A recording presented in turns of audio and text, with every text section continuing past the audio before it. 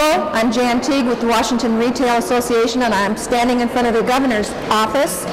It's February 24th, and I'm here with one of our member companies, 711, who has 21,000 petitions that they are turning into the governor's office and to their senators today regarding the tax on tobacco.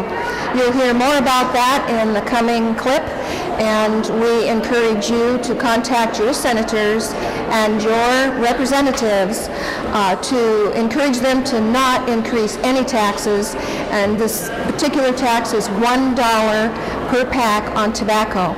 The association does not support any taxes this year, and this one is a significant increase for a lot of consumers. Very little interaction. We just put on the counter and people said, okay, what's this all about? And the minute I talked about it, what do I sign? This took no arm twisting at all. Okay. And again, well, our concern is the tax increase that they've announced on cigarettes, water, candy, gasoline. And you know, in some of our stores, it's half of our business. So it's a really targeted tax toward us, and we know it's going to hurt our customers. So we asked our customers, and sure enough, they responded. We got 23,000 petitions signed in about a week. We would have gotten more, but we knew there was a tight deadline down here in Olympia to get these signed. But our customers overwhelmingly said they do not want this tax. They were taxed last April. They had another $1 tax on some. As the sales go down, obviously their business goes down. They have to lay off employees. So we're concerned about that as well. Sure, thank you. Come on in. The reason we're here today, Senator, is when we heard the governor's proposal on tax increases, especially on taxes, we thought our customers would not like it, and certainly did not. So we went out and got a petition at all our stores, and in about 7 days we've gotten 23,000 signatures that we don't want any more taxes. Our customers said we've had enough. They were taxed last April on cigarettes, they're taxed again. They said no more, we can't take any more taxes. On top of that, the taxes on the bottled water, $1.28 a gallon, the taxes on the soda water, the taxes on the gasoline taxes, 45 cents a gallon, and taxes on non-chocolate candy.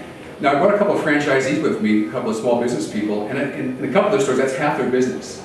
Between gasoline, and tobacco, and candy, it's about half their business, so it's really going to impact them. In fact, Britt, why don't you tell us, the last time this happened in April of last year, how it impacted your stores? That time, I lost almost 70 customers a day. 70 customers a day?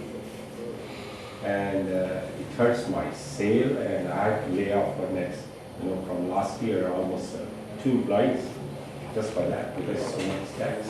So more taxes makes the unemployment. So higher, more people lose jobs, That's right. and it affects your business. That's right. And we also know it doesn't raise revenue. If the goal is to raise revenue, it doesn't raise revenue. Our revenue actually goes down. So if the goal is to raise revenue by raising taxes, it just doesn't work. And we know that from empirical evidence in our stores. Yeah.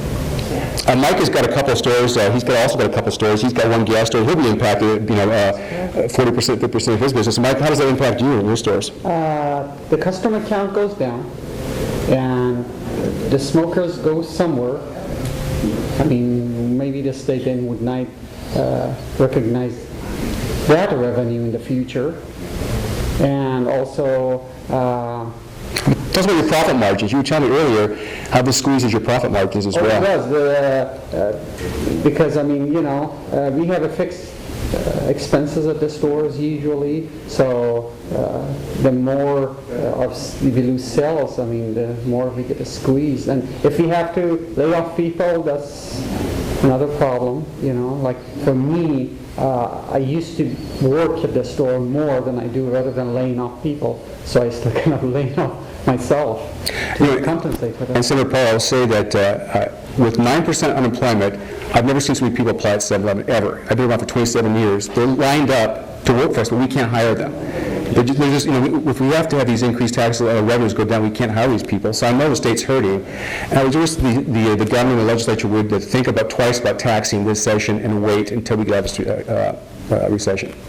Well, I personally feel raising taxes in a recession is absolutely the wrong thing to do. So my 7-Eleven stores from the district I represent, they're in luck because I'm voting no. Thank you. It is absolutely the wrong direction to be going in.